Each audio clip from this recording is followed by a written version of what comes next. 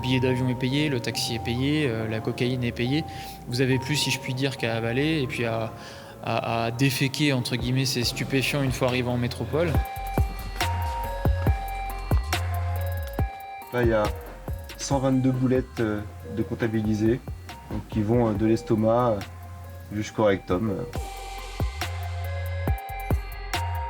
En moyenne, c'est une mule chaque semaine qui est interpellée dans le département de la Sarthe. J'avais pas d'argent pour acheter une valise et des trucs comme ça. Bah du coup, il y a quelqu'un qui m'a dit « Je vais te prêter un valise ». Et il y avait de la drogue dedans. De la cocaïne. De la cocaïne dedans. Chaque jour, 2 vols en provenance de Cayenne atterrissent à Orly. Parmi les passagers, au moins 30% d'entre eux seraient des mules. Lorsque la drogue n'est pas interceptée à l'aéroport avec ce scanner, c'est sur les routes ou dans les trains que les douanes agissent. En 2022, 434 kilos de cocaïne ont été saisis par les douanes des Pays de la Loire. C'est 15% de plus qu'en 2021. La grande majorité des mules sont arrêtées sur les routes sartoises. Une fois interpellées, elles sont prises en charge par des médecins contraints de se spécialiser. Le service de réanimation du Mans est devenu pionnier dans le domaine. Donc là, on a reçu un malade de 20 ans qui a pris 122 boulettes de cocaïne que l'on voit. Donc, il a atterri hier à Paris, venant de Guyane. Il prend ses traitements, il prend ses laxatifs. Là, pour l'instant, il prend bien ses traitements, donc il commence à exonérer ses boulettes petit à petit. Alors le processus c'est nettement professionnalisé, c'est-à-dire que les boulettes ne sont plus comme à l'époque, ou encore nettement moins avec des préservatifs ou du cellophane. Maintenant c'est des boulettes professionnelles, entourées de cire. Si jamais une boulette venait à se fendre ou à s'ouvrir, il y aurait une overdose massive immédiate. Et donc il faudrait pouvoir intervenir rapidement, immédiatement, en réalisant les soins de réanimation et la chirurgie. Une fois les ovules expulsés, après 96 heures de garde à vue, la mule doit passer devant un juge en comparution immédiate. Et au Mans, la réponse pénale se veut dissuasive. Le tribunal correctionnel les condamne toujours à de l'emprisonnement ferme, avec un mandat dépôt immédiat. C'est-à-dire que le soir même de la comparution devant le tribunal correctionnel, la mule dort en détention. Nous tentons également, nous requérons et obtenons la plupart du temps une interdiction de séjour en Sarthe pendant plusieurs années à l'issue de la peine d'emprisonnement ferme. La justice du Mans est engorgée par le trafic de cocaïne. Au mois de novembre dernier, toute une famille guyano-mancelle était jugée pour transport et revente de cocaïne. 15 personnes dans le box des accusés, du jamais vu. Pour les avocats, la réponse de leurs clients est toujours la même. Il savait pas en fait, il comprend pas. Lui ce qu'il voit c'est qu'à la fin on va lui donner entre 3 000 et 5 000 euros alors que la majorité de la population elle gagne 600 euros par mois. Donc c'est plusieurs années de travail sur un voyage avec les risques que ça comprend. D'autant que les trafiquants en Guyane font courir la rumeur qu'une mule mineure ou bien enceinte avec des enfants serait jugée moins sévèrement. Mais pourquoi sont-elles aussi nombreuses au Mans ?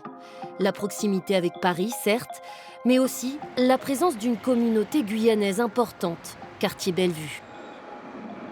J'étais dans un poste précédent à Rennes et j'étais surprise de voir que toutes les mules qui étaient en prison, lorsqu'elles demandaient des permissions de sortir pour un week-end ou lorsqu'elles donnaient l'adresse à laquelle elles allaient résider à l'issue de leur peine, c'était toujours au Mans.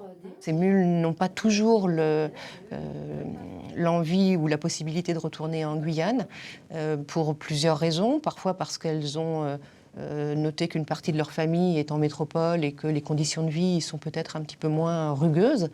Et puis la deuxième raison, c'est qu'elles ont parfois aussi une dette envers le recruteur. Des dettes, cette jeune femme de 23 ans, anciennement mule, en a. Pour préserver l'anonymat de cette mère de 2 enfants, nous avons fait lire son témoignage. Elle a purgé 2 ans de prison ferme. Elle n'a pas souhaité nous parler de sa dette aux trafiquants, mais elle rembourse chaque mois au trésor public. Elle lui doit plus de 8 000 euros.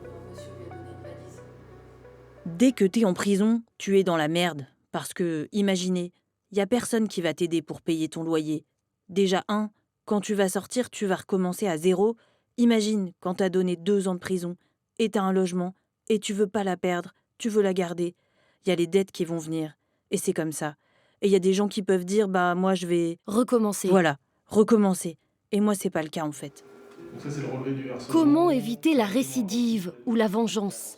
C'est l'une des missions des agents pénitentiaires d'insertion et de probation, le SPIP.